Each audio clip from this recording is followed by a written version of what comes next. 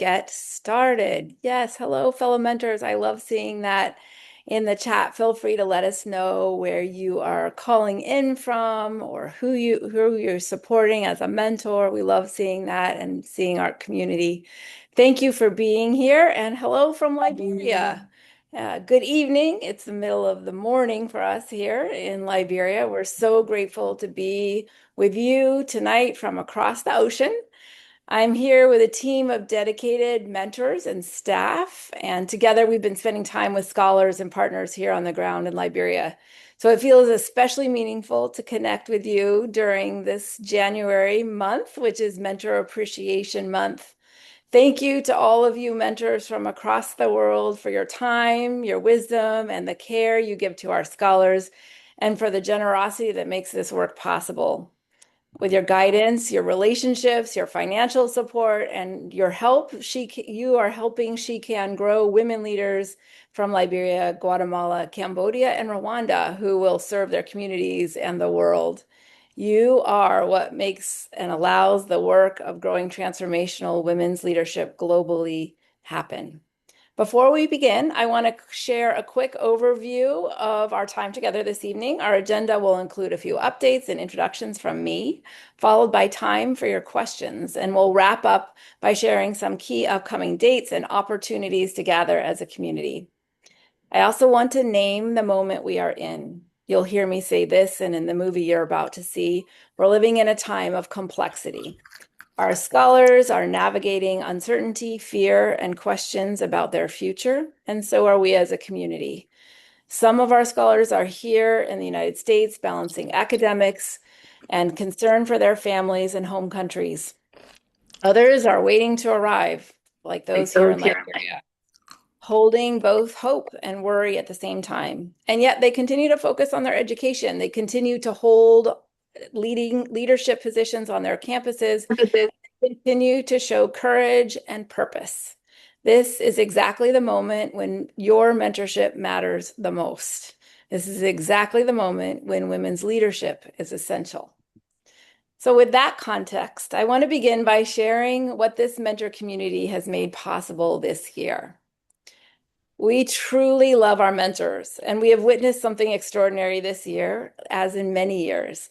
We have seen mentors pick up and host scholars in their homes, provide lectures and workshops at the January Leadership Summit, support scholars who are not even their assigned mentees, send care and encouragement to our students in Minnesota, and ask us again and again, what more can I do? You have not just helped the individual scholars, you have strengthened an entire community.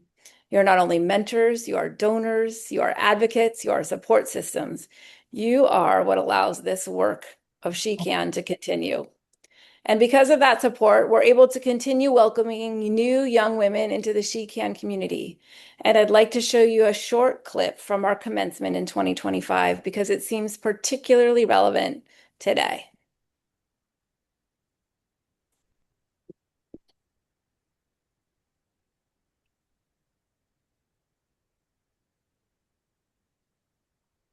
Uh-oh. No sound. We're not hearing the sound. Oh, yeah, now. We'll try it one more time. And if not, we'll jump right ahead. These challenging times, we're here to celebrate something certain, something bold. Now we have sound and no audio, no video. Sorry, let me try that one more time. Thanks, Stein.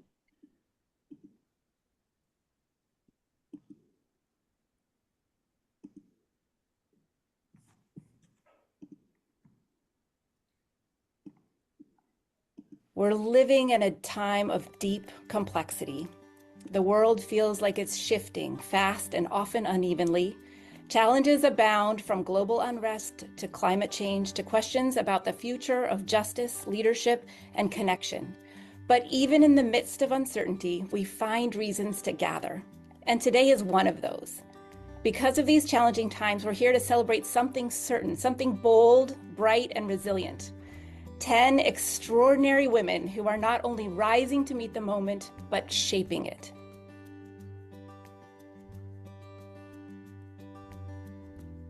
I am privileged to introduce Michelle Ahawadi, a recent graduate of Gettysburg College.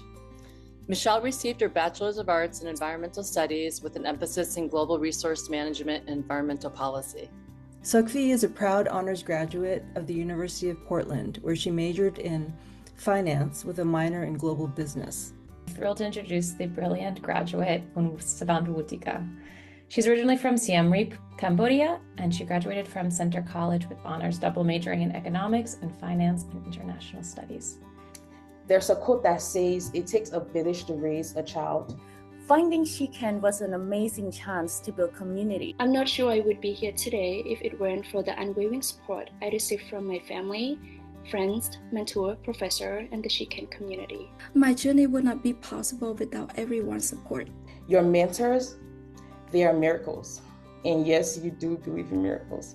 When we let others be part of our journey, no matter how big or small that is, we grow together. Today, I graduate not only with a degree in economics and finance and international studies, but with a voice, a vision, and a light that I'm proud to share. You didn't just provide a scholarship, you offered mentorship and an incredible network of people to guide us through this journey. Let's take our lessons, our courage, and our voices into the world. Let's keep rising, keep dreaming, and keep creating impact wherever we go. To SheCan, thank you for believing in me, for giving me the most incredible team of mentors. I'm grateful to your belief in the girl from Liberia and your investment in my potential to make a difference. Thank you for this life-changing opportunity. Thank you all so much. អរគុណម៉ាក់ ប៉ា បងភ័ក្រ បងចាន់ និងអាអូនចម្រើន Thank you. Thank you all so much.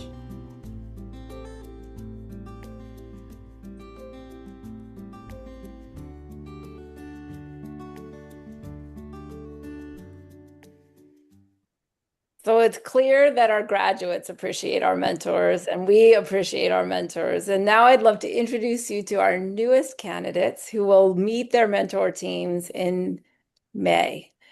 Each of these young women represents courage, ambition, and possibility. The four you see on your screen, Adrian, Amaka, Blessing, and Hamel, were selected just this Monday, 2 days ago, 2 days ago for you all.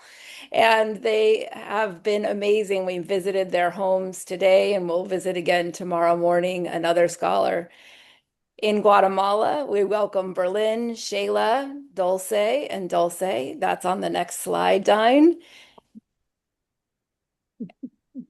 And then in Cambodia, on the final slide, you'll see Boramai, Socheta, Rosita, and Julin. We're excited to welcome these young candidates, and we're excited that you get to see them, and we'll tell you so much more about these candidates over the next few months. Supporting these scholars requires not only mentors, but strong teams in each of our countries and communities. And I'd like to take a moment to recognize and share the SheCan team across the United States, Liberia, Cambodia, and Guatemala that are supporting you and our scholars.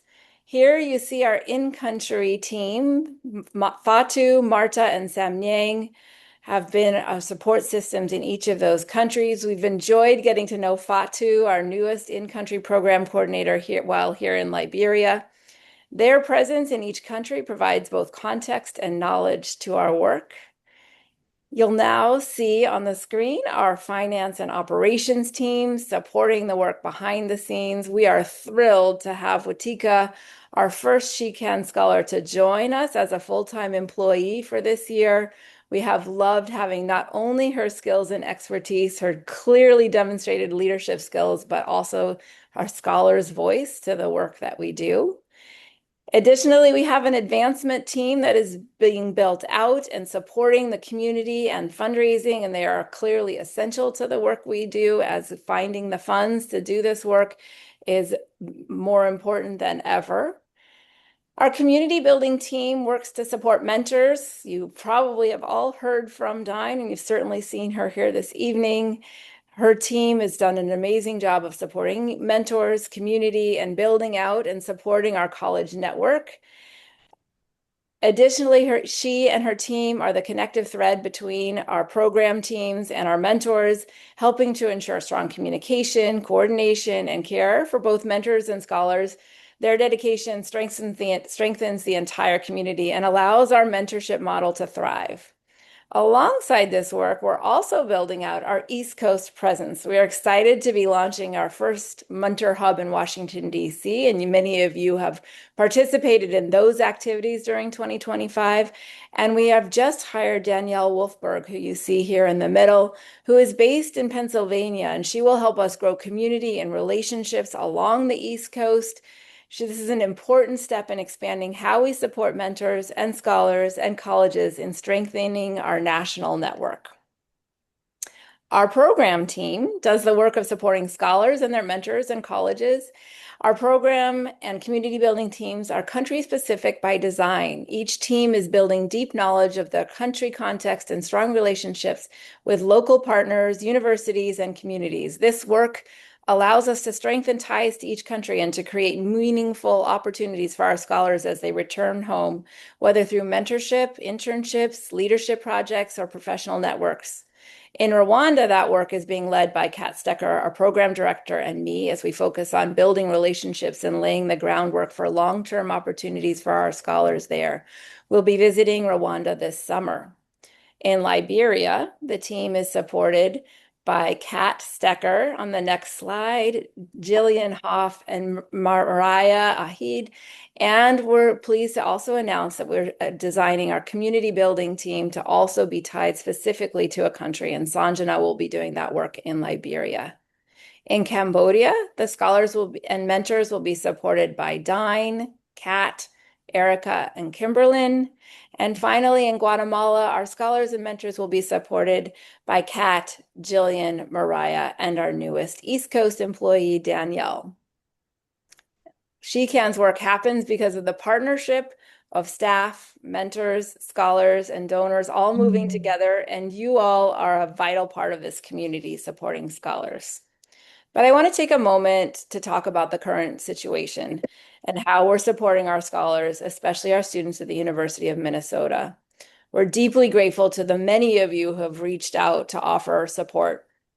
I want to assure you that we're in close conversation with our scholars there and regular communication with the university. We have 5 scholars at the University of Minnesota. We're also working directly with our immigration attorney to make sure that we have the most up-to-date guidance and support in place. We're also keeping strong connections with leaders in Minnesota. We're lucky to have a direct relationship with Representative McCollum of Minnesota, and her team has been supportive in the past. In fact, she even helped to move some of our SheCan scholars into their dorms, which has meant a great deal to our organization. We're keeping these relationships close so that we can activate when needed. We also have an in Minneapolis mentor who doesn't mentor just one, but all of our Minneapolis students, Amal Demian, and she and I are in constant communication over the last few weeks. And our students are understandably nervous and in many cases scared. Because of that, many are choosing to remain inside rather than go out into public spaces.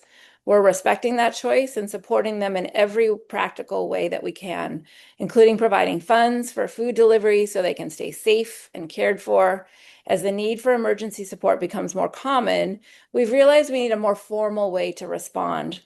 So we're creating what we're calling an emergency fund for scholars. This fund will allow scholars to apply for support when unexpected or urgent needs arise. It will be used to help our students at the University of Minnesota right now, and it will be available to all SheCan scholars going forward. There will be a clear process for how scholars apply for these funds, and these funds will be given, not loaned. I want to be clear.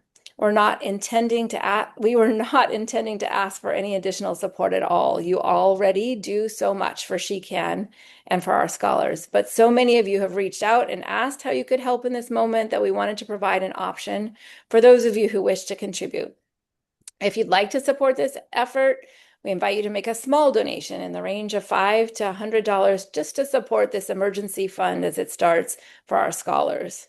We're so grateful for this community of mentors who think so carefully and compassionately about how to support students in moments like this.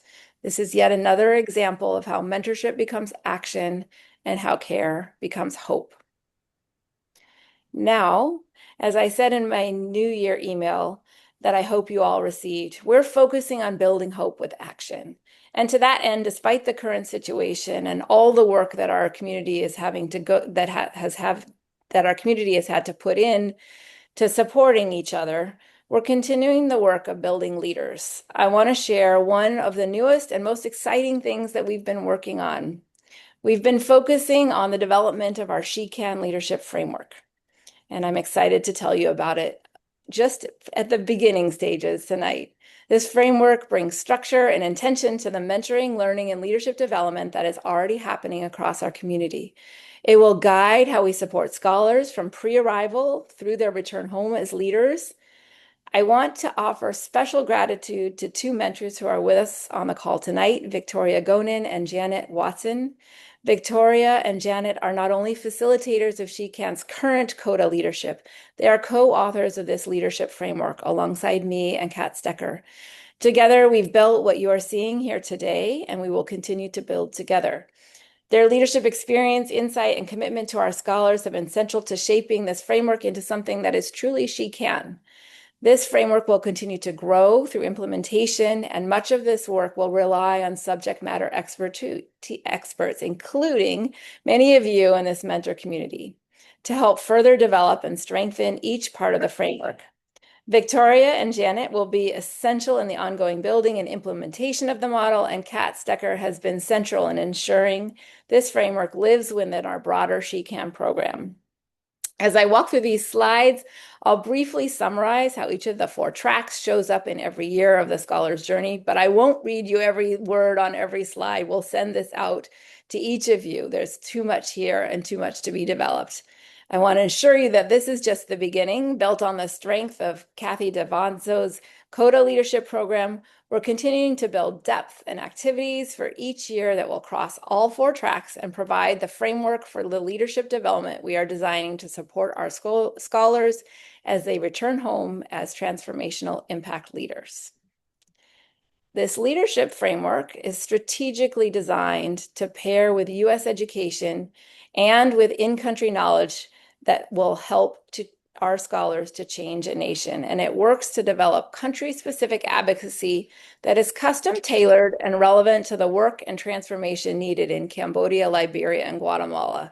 We're so excited to have this very intentionally designed, very She Can specific leadership program put into place. It teaches storytelling and focuses on navigating systems designed to keep women down. The 4 tracks that we'll be telling you more about in the months and weeks and years to come are emotional quotient, advocacy, storytelling and communication, and vision and strategic thinking. This next slide, slide 8, shows the full arc of the framework. I know you can't read it, and we really can't either, but we'll send it out to you in a format that you will be able to read it. Leadership at She Can is not one moment or one workshop. It's really something that will develop year by year, and each track will build on the one before it. We're creating a clear leadership pathway so scholars understand how they are growing and what leadership looks like at each stage of their journey. It will be a common language, and we look forward to sharing with you the themes and learning objectives in each of the 4 tracks over the course of the 4 years of the learning journey. In the next few slides, I will show you the thought and the skills and the theme for each of these years. Starting in the pre-arrival year, the focus is on readiness and transition.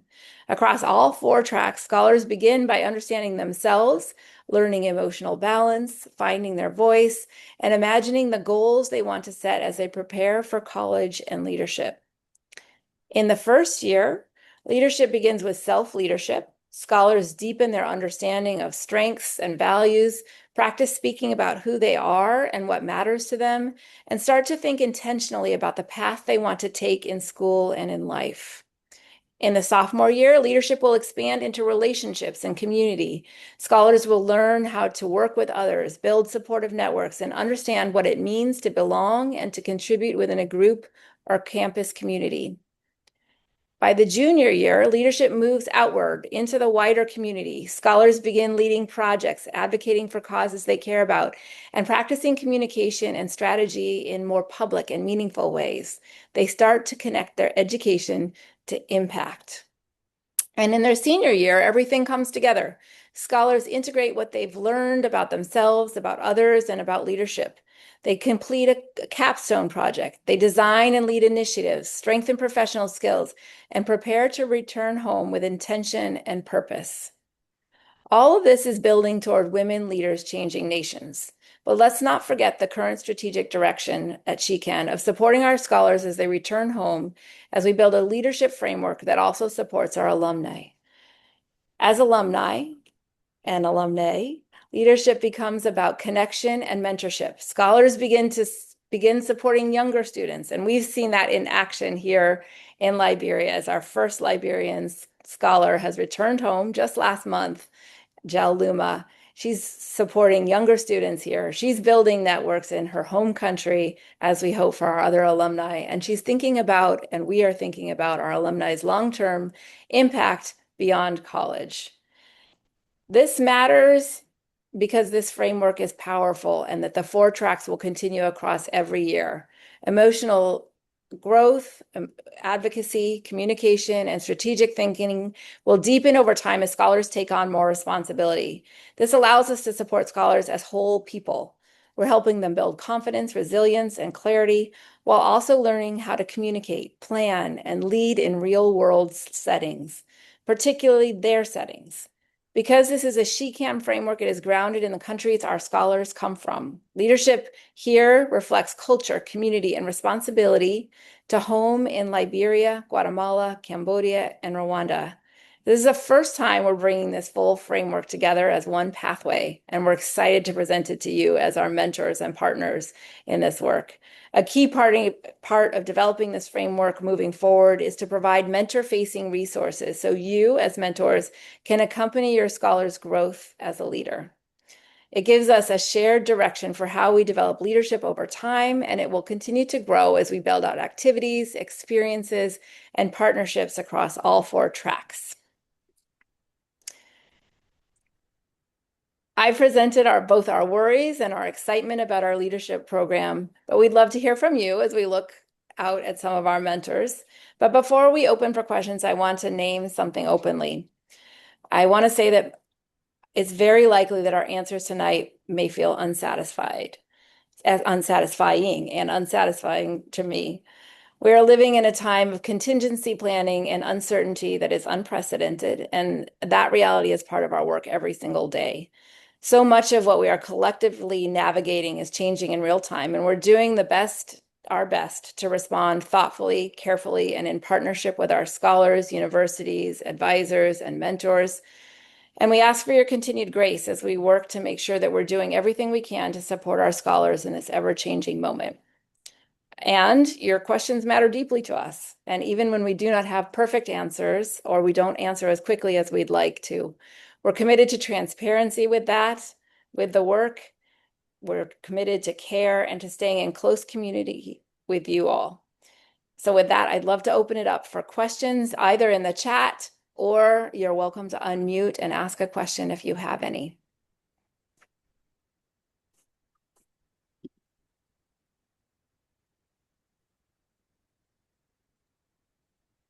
Annalise, I have a question. It's Julie Betwee. Hi, Julie. Hi. So Rwanda wasn't mentioned for a while. Can you talk about the reentry into Rwanda? Sure. I guess I would say first that we don't see it as a reentry. We don't recruit in Rwanda, and perhaps that's part of why it has sounded like we don't talk about it often. Rwanda is a place where we started by Barb in 2011 in Rwanda. And that work is important to us, that initial founding there. And we don't recruit there anymore because luckily we've worked ourselves, not just we, but we've worked out of a job there because there are other organizations doing the good work in Rwanda. So we no longer recruit there, but that doesn't mean that our scholars who have returned to Rwanda don't need our support. And as our strategic design is intended to support scholars on their pathway home, we will be doing the work of building out the mentorship opportunities, job opportunities, internship opportunities, and other support systems, alumni support systems in Rwanda. So that work will continue there. We probably have the biggest base of alumni in Rwanda compared to the other countries. Is that right? That's the oldest, we can certainly, learn and a lot. Rwanda and Cambodia are close now. Okay, all right. And Yeah. could you give an example of the work that I'm really interested in, the work that we're doing as the scholars go back home and are plugged into a support network that actually gives them an on-ramp to having positions where they can make a change. Can you give one or two examples of how that's working? I would be happy to. First, I would give the disclaimer that we're just starting out that work. We're in the first year of the implementation. We're in the second year of our strategic design around that. And today is a perfect example, actually. We're here in Liberia with Jel Luma, our first Liberian returnee. She returned December 13th. Our team, together with Jel, met with two organizations just today with her, where we asked her to lead the delegation with an organization called Fauna and Flora, with the intention of it being an organization that supports environmental sustainability, her major.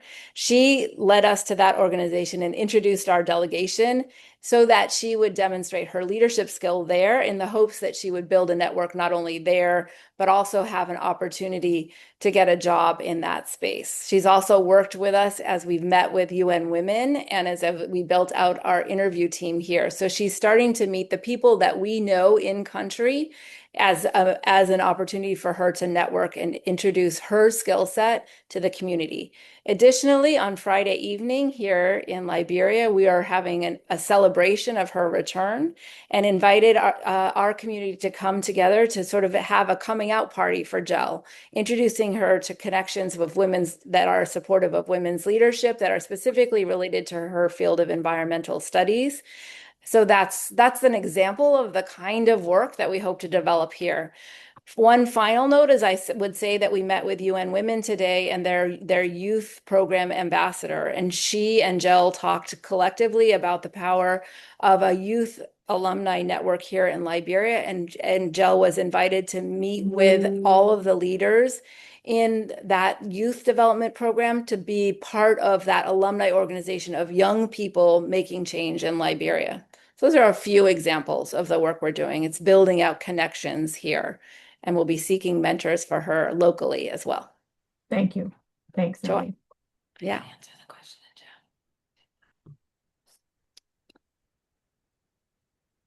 Here, there's a question from Arcana in this chat, and Kat is here and is happy to answer specifically for UMN. Is there an option of scholars switching to an online learning platform until things are more stable? And luckily, Kat has been in close conversation with UMN, and she can tell you about what they're offering. Thanks for that question. We are in close contact with our scholars, obviously, there, and as well as the International Student Services Office. I hope everyone can hear me okay. I'm trying to project my voice. And the campus is providing many different types of services, which we've spoken to a bit, and also ensured that our scholars know about, which include campus transfers and accompaniment if needed. We mentioned they're taking advantage of delivery services. In terms of classes, the campus, each college has a process to apply for accommodation for classes, and they've told our scholars that they can do that, and we've told them that we can help support them if they wish to be online for any duration. So we're waiting to hear from our scholars if that's something they're going to pursue. But I think it's a very good question, and we will definitely help them if that is the best option for them. Thanks, Kat. Colleen, I see your hand raised there. Yes. Hi, and sorry, my video's a little wonky. So kind of two questions. You're obviously in Liberia right now. What is your target, do you think, for the number of scholars that you'll be able to make offers to, globally for this next class? Thanks for asking. We have the board and our strategic design intentionally set the limit as 12 this year. And the reason is because we are doing exactly that investment in supporting our Scholars Pathway Home. So that requires the current investment. And as soon as we have that structure in each of our countries settled and built out our in-office infrastructure, we'll begin to think about expanding that. Similarly, we also would have to get more college support systems, but the current limit is 12, and that's 4 in each country. And then my other question, and I'm sorry if you said this and I just missed it, just kind of the whole entry visa. Do we anticipate that that's going to be obviously you told the women at leadership that we're not supporting any of the current women going to their home countries because there's too much risk, but what is your feeling about these new scholars coming in, being able to come into the country? Thanks for asking. I wish I had a crystal ball to be able to answer that. Wouldn't that be nice? It would be so nice. Things are ever changing, and knocking on wood, so far, we have been very lucky in that work. I would also say that we had an excellent meeting with the Charge d'Affaires here in Liberia. That's the lead, as there are no longer ambassadors in Africa. That's the head of our U.S. embassy here. And he was quite willing to be supportive of our visa application process, and in fact offered his card to help us if we needed support here in Liberia. And that's new. We did not have that support last year. So that gives me a little bit of hope that we don't that the tide might be changing a little bit. And as you all have seen, things change rapidly. It could be an announcement for any one of our countries that completely shuts off the opportunities for visas. But right now it's just immigrant visas that the administration is focusing on, and student visas, F1 and J1 visas, which are those that our students apply for, are okay in each of our countries, which is where we hope they will stay. But we monitor it all the time. I have a Google alert on every country, and I have a Google alert on student visas, and not surprisingly, there are hundreds, if not thousands, of articles daily that we try to read through, and we follow industry sources as well, including the Chronicle of Higher Education and IACAC and others that we're constantly monitoring. Sorry, then a follow-up, and I apologize if I'm dominating. So then that becomes kind of an interesting conversation we need to have with our scholars, that why do we feel that there's a positive feeling about new F1 visas, but not them being able to go home and getting their visa to come back? Is it time? It's a great question, and I can see how there can be some inconsistency there. This is so nuanced. Part of it is time, and part of it is the strict scrutiny standard that is used. With our new scholars, we have an opportunity to help structure what they're doing online and not. But the strict scrutiny that would be applicable to anyone going home might cause more damage. And it's the advice that our immigration attorney has offered, is that the leaving and coming back might indicate to consulate offices or to embassy officials that there might be a reason that our scholars would stay in the United States. So for all of those reasons, plus half a dozen others, they are different scenarios. Once you're in, it's best to stay, and getting in, at least you have a safety net and you're not giving up on an opportunity to go to college once you're already there. Thank you. That's very helpful. Sure. Diane, there's a request in the chat to take down the slides just for this question part. We can put them back up when we go to the next few slides, just so we can see who's talking. Thanks for that request. I'm reading a question in the chat. Are we recommending that our scholars carry documents with them that demonstrate their legal status in the United States. Not their actual documents, but it might be useful to carry copies of their documents, particularly in these times. We don't want them to carry their passports with them for obvious reasons for anyone who has kids of this age. It's a good idea not to carry the originals, but a copy is a good idea. And Kat put another piece of information in the chat about that as well.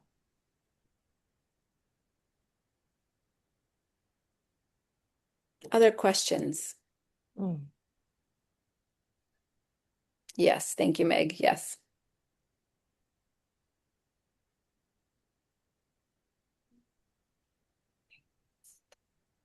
Annalisa, I have a question. It's Catherine.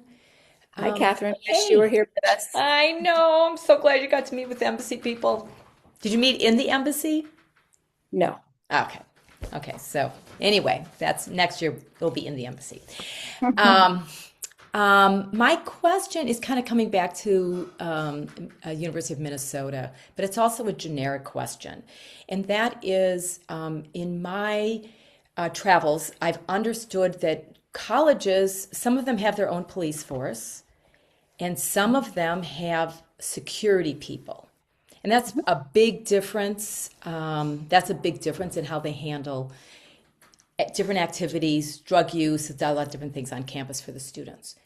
And my question is, what does the University of Minnesota have? Not to like noodle too much on what's going on in Minneapolis, but it is a bellwether in many respects. And I'm curious about that. And yeah, I'm just super concerned about the safety of our scholars. As are we, absolutely. And luckily, as we mentioned, we're in very close context. And I'm going to turn it over to Kat because we have a very recent email specifically about campus police and campus security at University of Minnesota, and she can tell you what they said.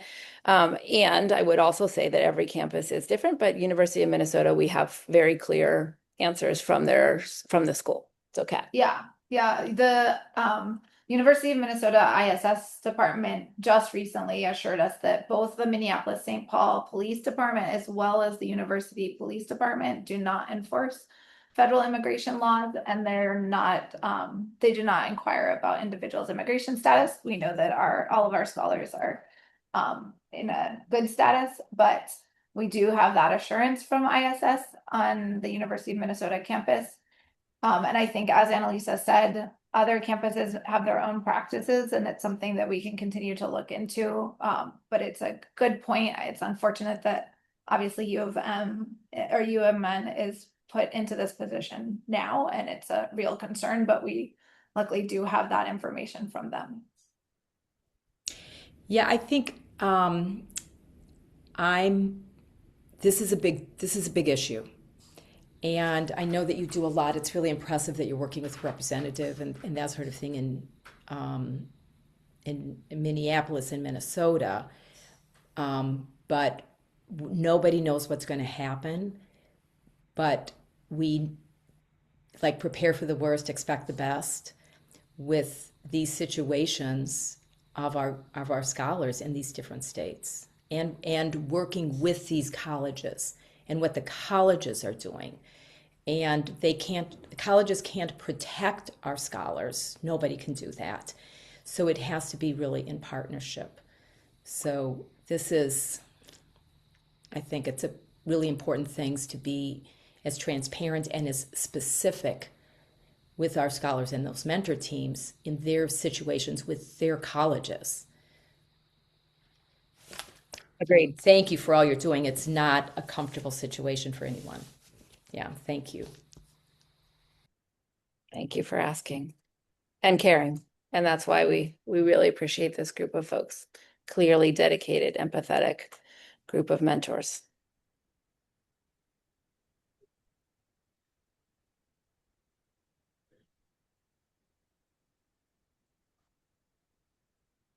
Thanks. Thanks for that nice comment. Annalise, is there,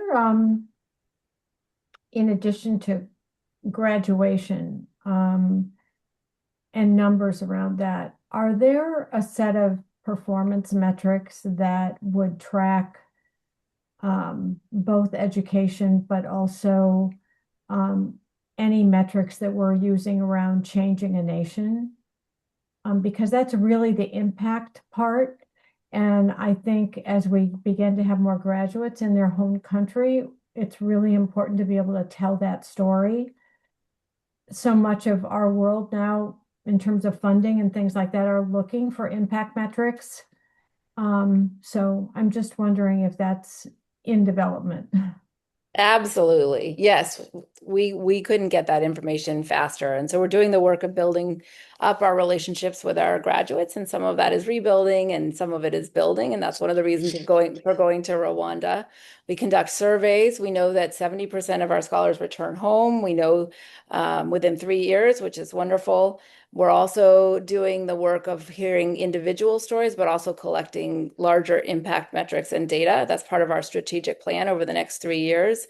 And that's exactly the work actually of Kat. And it's part of her goals for the year is to develop an even more refined measure of impact data.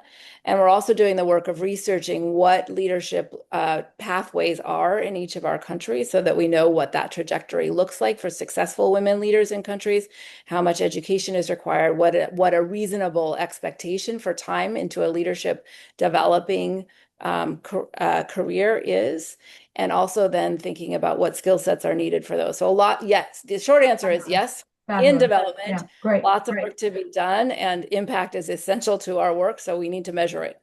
And I really like the way you said, I mean, I'm interpreting here, but it sounds like the impact metrics that we're using may start to shape the curriculum that our scholars follow, so that there's really a through line to what we're tracking. That makes me really happy. Thank you.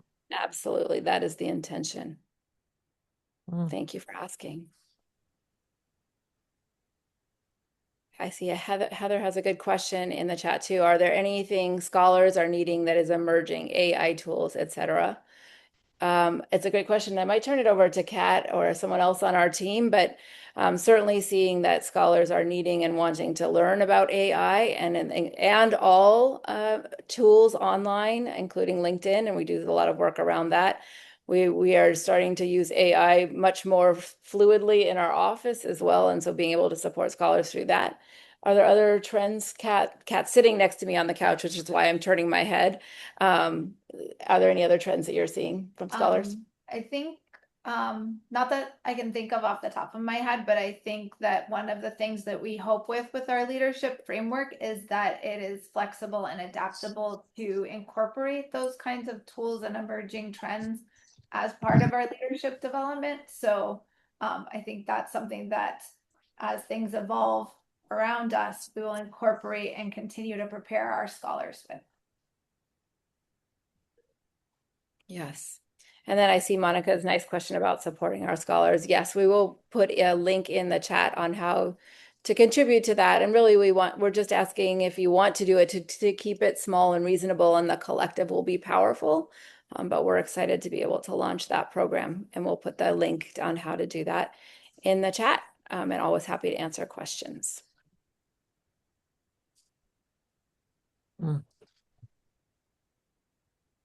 Thank you, Erica, for putting that there. If there aren't any more questions at this point, I'm going to go through and tell a little bit more about where we will be and some events that are coming up. And then, of course, if you have questions after that, we're happy to share or be here to answer more questions as well. We want to acknowledge that our mentors are not only our guides, but our partners in sustaining She Can. And you host gatherings, you bring friends, you invest financially, and you open doors for scholars and for this organization. And as vital donors and champions who make this work possible, we're really hoping you might be able to join us as we travel around in this first half of the year. We'll have other dates coming up as well, but right now here's where we know we will be.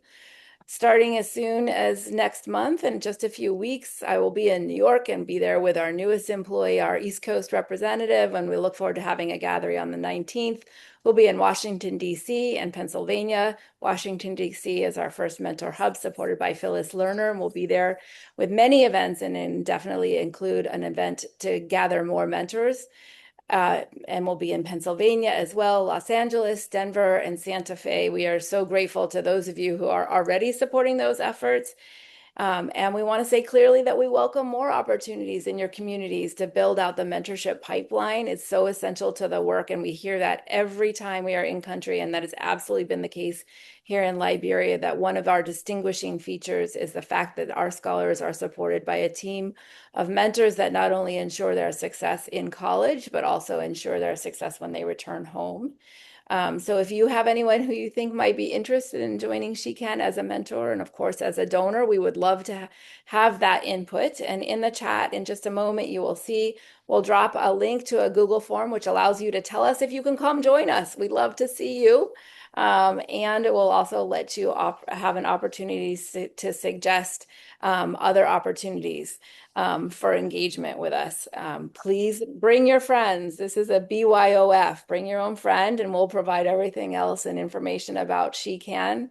Colleen, we're not quite sure yet where in Pennsylvania in March, but we'll let you know as soon as we know. It will depend a little bit on a host partner mentor who is offering to help us organize there.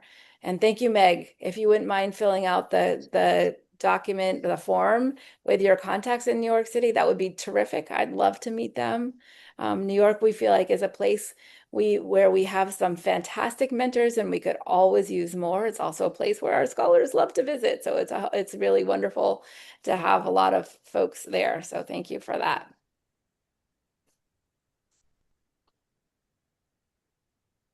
And we already have our date for our gala. It'll be October 3rd this year in San Francisco.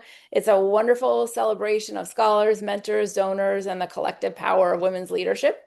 We really hope you will be able to join us, so save that date. There will be much more to come about the details and what scholars you'll get to learn from at that event. So as we close, and again, I will stay on and answer any questions at the end here. I want to return to the heart of why we're here tonight in this time of complexity and uncertainty. It's also a time of courage and hope. And this is Queen, and she's powerful. And I know some of you on this call have met her. And that fierceness is exactly what we are looking for in these times. Our scholars are studying, leading, and dreaming of how they will serve their countries, and they are doing this because they know that they are not alone, and you are essential to that. You open your homes to them, you answer their questions, you listen when they are worried or scared, you remind them why their education and their leadership matters, and you help them see themselves as leaders. And in this world that can often feel overwhelming, you remind us that hope is created through action, and every conversation, every act of care, every moment of guidance builds confidence and possibility for these young women. Because of you, these young women from Liberia, Guatemala, Cambodia, and Rwanda are becoming leaders, not only for their communities, but for the world. And that leadership is more clearly needed now than ever. So thank you for caring for our scholars, for caring for us. Thank you for believing in women's leadership, and thank you for being a part of our family. This is Mentor Appreciation Month, and we are deeply, deeply grateful to you for today and always, and we really appreciate you taking the time to be here this evening. Happy to stay on, but you're also happy to go about your evening. Really appreciate you all. Thank you for being such incredible mentors. Thank you for doing this. It's really helpful. Thank you so much. Thank you for being here. Thank you. So nice to see you all. Thank you. Annalise, I have a question. Yes. It's just about the summer and now with the travel arrangements again. I presume there's a lot of thought going into. Yes, quite a lot. Yeah, as a mentor, I just want to know what we can do and where you are in the planning. I know that you planned a lot for the students last year, but I was just wondering where things were. Thanks so much for asking. We are in I don't want to say the beginning stages because we're lucky this year to have our last year as a place from which to start. We're really excited actually about the opportunity to bring our scholars together. So our rising seniors, those who would be participating in what we call Impact Summer, for sure will be asked, required, unless they apply for an exception, to join us. And we're building out the location for that and actually not quite sure yet whether that will be California or Washington, D.C. Most likely California for at least 4 weeks and longer if they need it and or if our programming allows for that to happen and our funding. We seek sponsorship for doing our Impact Summer, and we're asking our sponsors whether they're willing to support our Impact Summer as well. And so far they have been.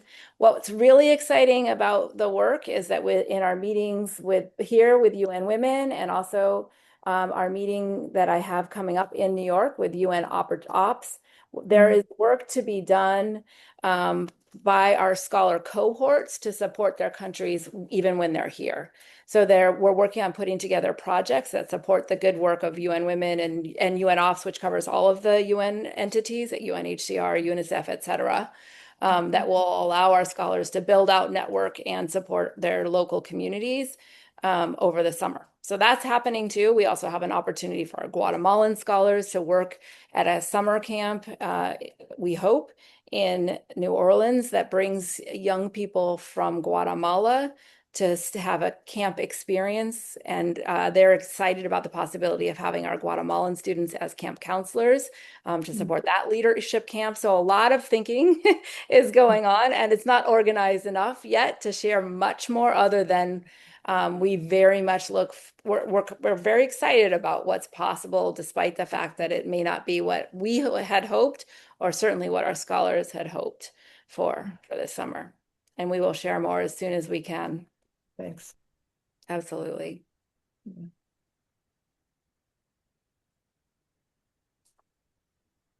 Other questions?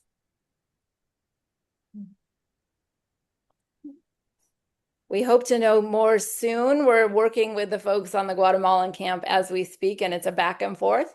And as soon as we know more, we'll certainly share. And thank you for supporting your scholars as they look for summer internships.